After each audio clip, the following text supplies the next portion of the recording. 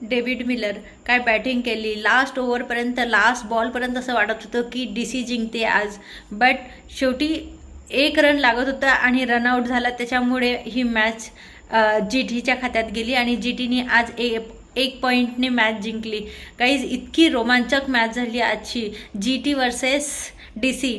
Delhi Capitals, राहुलची batting, जबरदस्त batting, तुफान. आज त्यांनी 77 रन केले आणि त्यानंतर असं वाटायला लागलं की हे GTच्याच साईडला मॅच आहे, GT जिंकणार आहे. बट डेव्हिड मिलरने इतकी छान बल्लेबाजी केली, खूप मस्त.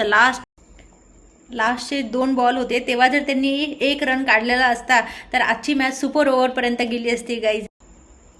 आजच्या मॅचमध्ये DC कडून राहुल आणि डेव्हिड मिलर दोघं पण छान बॅटिंग केली, छान खेळले. आणि GTकडून शुभमन कप्तान आहे आणि शुभमनची आज फॉर्ममध्ये येऊन शुभमननी पण आज छान बॅटिंग केली आणि अर्धशतक ठोकला.